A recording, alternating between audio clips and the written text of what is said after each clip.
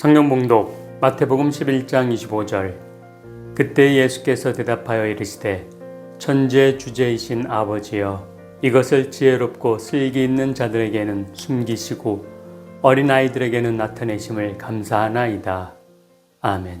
하나님의 은혜와 사랑이 우리들의 삶에, 가정에, 자녀와 일터와 사업장에 늘 충만하시기를 주님의 이름으로 축원합니다.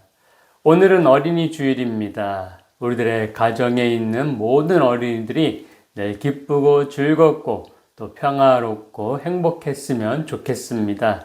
그래서 우리의 가정들도 늘 기쁨이 가득하고 늘 하나님의 사랑과 은혜가 충만하기를 주님의 이름으로 축원합니다.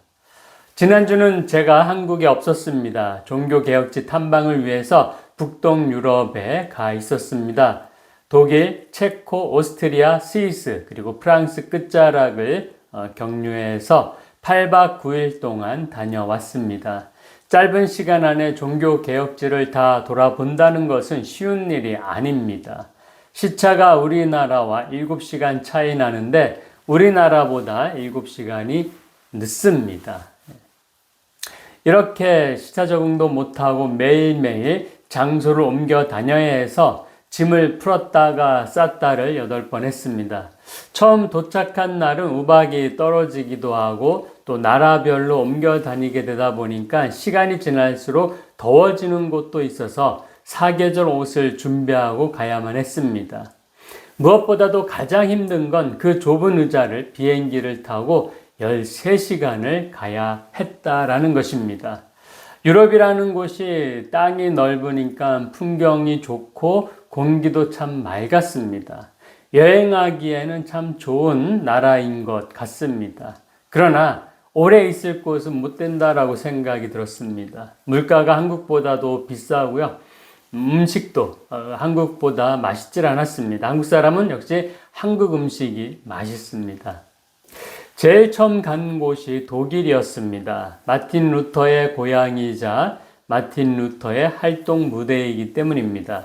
우리가 종교개혁하면 우리는 마틴 루터를 주로 생각을 합니다. 본격적인 개혁이 일어난 것은 마틴 루터 때부터이기 때문입니다. 그래서 마틴 루터를 종교개혁의 주인공으로 생각을 합니다.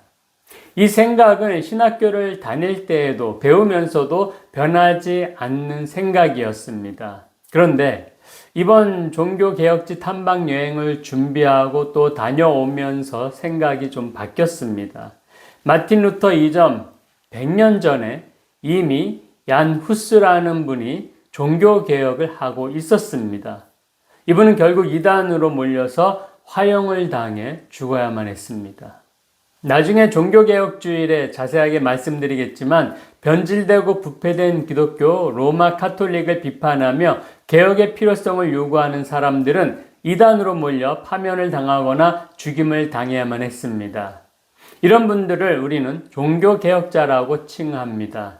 요즘엔 이단이 버젓이 드러내놓고 활동을 하고 있는데 그 당시에는 황제보다도 교황의 힘이 더 세서 이단으로 정제되어 교황이 죽여라 하면 죽을 수밖에 없는 그러한 시대였습니다.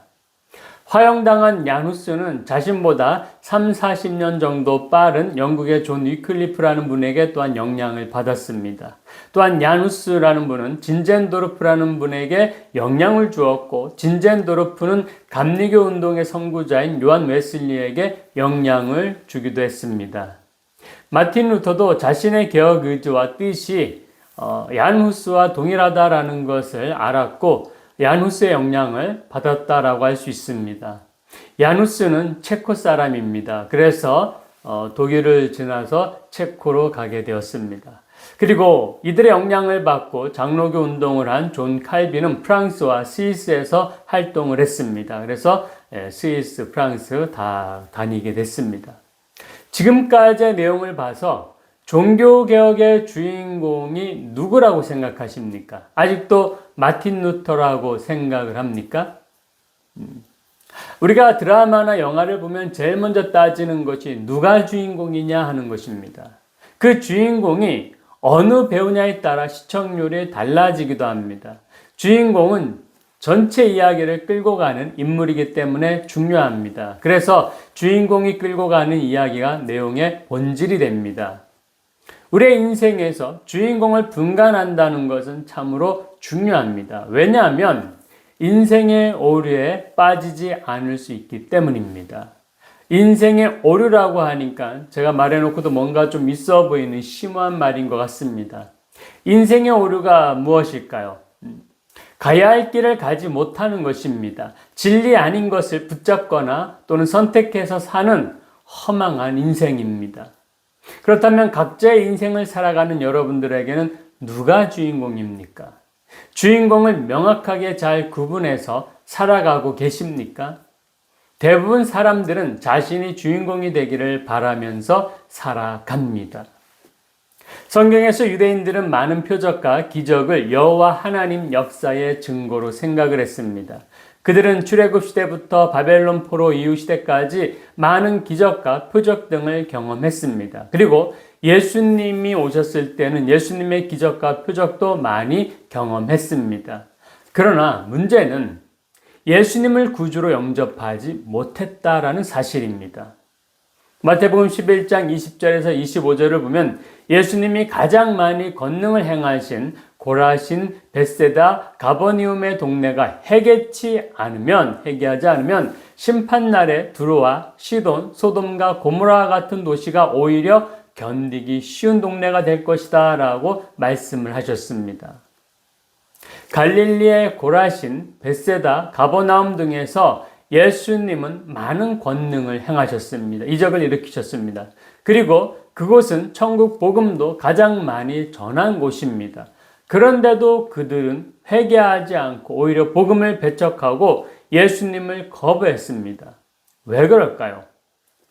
그들은 예수님보다 자신들을 주인공으로 생각했기 때문입니다. 두로와 시돈 또 소돔과 고모라는 구약에서 악의 상징과도 같은 도시들입니다. 이스라엘에서 가장 악을 많이 행한 열왕기하에 나오는 왕비 이세벨의 악함이 그 도시들에게서 비롯된 것입니다. 그런데 오히려 예수님을 거부한 곳보다는 징벌이 오히려 약하다라는 말씀인 것입니다. 예수님이 이 땅에 오신 목적은 권능과 이적을 행하셔서 사람들을 놀라게 하는 데 있지 않습니다. 예수님이 이 땅에 성육신하신 목적은 죄와 사망, 마귀의 역사에서 우리를 구원하시는 데에 있습니다. 그런데 그 당시에 서기관들, 바리새인들, 제사장들은 교만해서 예수님이 하나님의 아들이시자 메시아이심을 몰랐습니다. 메시아, 몰랐습니다. 심지어는 이적과 기사를 숱하게 목도한 사람들도 그리고 실제로 예수님의 권능을 체험한 사람들도 예수님이 메시아이심을 믿지 못했습니다. 벳세다 들판에서 오병이어 기적을 체험한 이들도 예수님이 십자가를 질 때에 예수님을 저주하고 침뱉고 죽이라고 소리까지 쳤을 정도였습니다. 주인공을 몰라본 것이었습니다. 예수님이 병든 자를 고치시고 각종 이적을 보여주신 궁극적인 목적은 무엇입니까? 영혼 구원입니다. 예수님이 행하신 권능과 이적들은 우리로 하여금 구원을 이루게 하시는데 그 목적이 있는 것입니다. 기적과 표적은 바로 구원의 통로입니다. 그러므로 아무리 많은 이적을 경험한다 해도 예수님을 구주로 믿지 못한다면 많은 이적과 기적들은 무의미할 뿐인 것입니다. 사람들은 예수님보다 이적과 권능을 주인공으로 삼았을 뿐입니다. 주인공은 예수님이 아니었습니다. 그들의 바라보고 그들이 주인공으로 삼고 싶었던 것은 이적이었습니다. 기적이었습니다. 마태복음 7장 22절에서 23절입니다. 그날에 많은 사람이 나더러 이르되 주여 주여 우리가 주의 이름으로 선지자 노릇하며 주의 이름으로 귀신을 쫓아내며 주의 이름으로 많은 권능을 행하지 아니하였나이까 하리니 그때 내가 그들에게 밝히 말하되 내가 너희를 도무지 알지 못하니 불법을 행하는 자들아 내게서 떠나가라 하리라. 아멘. 마지막 심판대 앞에서 사람들이 하는 말이 우리가 예수님의 이름으로 이적과 주의 권능을 행했습니다. 우리가 예수님 이름을 하지 않았습니까? 그런데 왜 인정하지 않습니까? 왜 우리를 야단치십니까? 이렇게 말을 하자 예수님께서 하시는 말이 나는 너희를 도무지 알지 못한다. 너희들이 내 이름으로 뭔가를 했겠지만 나는 너희를 도무지 알지 못한다라고 하시면서 더 크게 화를 내시는 거죠. 이 불법을 행하는 자들아, 내게서 떠나가라. 예수님은 예수님 이름으로 행했는데 왜 불법을 행했다라고 화를 내셨을까요? 그들 속에는 주인공이신 예수님이 계신 것이 아니고 오히려 자신들이 주인공으로 있었기 때문입니다. 예수님의 권능과 이적으로 놀라운 일을 행했지만 주인공은 자신들이었습니다. 자신들이 그 영광을 받았습니다. 자신들이 그 인기를 누렸습니다.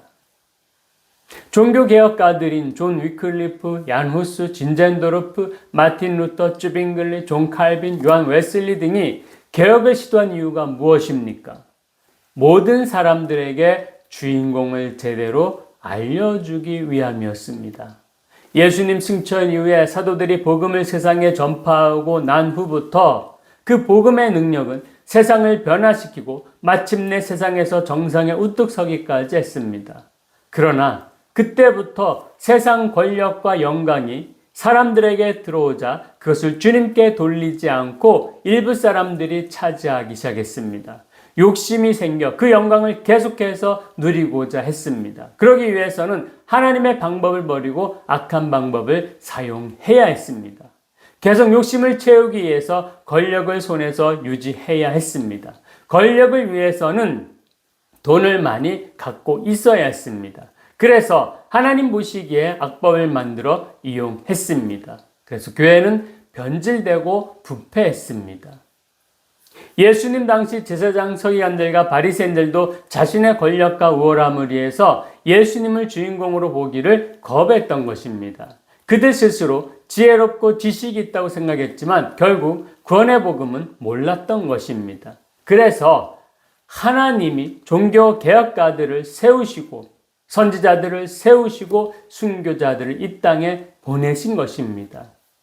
오늘날 교회들도 이 역사적 사실을 반면교사로 삼아야 합니다. 또한 믿는 우리들도 이 진리를 교훈으로 삼고 살아야 할 것입니다. 주인공은 내가 아닙니다. 예수님이셔야 합니다. 하나님이셔야 합니다. 아무리 똑똑하고 지혜롭다고 여겨도 인생의 주인공이 우리가 될 수 없습니다. 왜냐하면 인간의 지식과 학문만을 가지고서 하나님이 계시하시는 구원의 복음은 알 수 없기 때문입니다. 주님의 사랑과 은혜를 체험하지 못하기 때문입니다. 제가 마샬군도에서 목회할 때 매일 만나서 전도를 해도 꿈쩍도 하지 않는 남자분이 계셨습니다. 어른이 계셨습니다. 대전에 사시다가 사업에 실패하고 오신 분이었는데 두 아들은 예수님을 믿게 하면서도 그분은 교회를 안 나가시는 것이었습니다. 그 이유는 자신이 예수님을 잘 아니까 더 이상 알 필요가 없다는 것이었습니다. 예수가 어떤 분인지 알고 있고 자신은 남에게 피해를 입히지도 않았고 선하게 살아왔다라는 것입니다. 예전보다 더 선하게 살 수 있는 자신감이 있어서 굳이 예수를 믿고자 교회 나갈 필요가 없다는 그러한 논리였습니다. 그러나 나중에는 제가 두 아들을 잘 돌보고 말씀으로 잘 가르치고 이분을 자주 만나고 친해지니까 교회의 중요 절기인 부활절, 추수감사절, 성탄절에는 교회를 나와서 예배를 드리게 되기도 했습니다. 오늘 본문 25절입니다. 그때 예수께서 대답하여 이르시되 천재 주제이신 아버지여 이것을 지혜롭고 슬기 있는 자들에게는 숨기시고 어린아이들에게는 나타내심을 감사하나이다. 아멘. 자신이 잘 알고 지혜롭다고 슬기 있다고 여기는 자들에게는 숨기신다는 말씀이 바로 그런 뜻입니다. 예수님의 이 놀라운 진리를 깨닫고 믿는 것은 어린아이 같은 사람, 즉 자신들의 힘으로는 아무것도 깨달을 수 없고 알 수 없음을 아는 사람입니다. 그래서 어린아이들에게 나타내심을 감사한다라고 말씀하는 것입니다.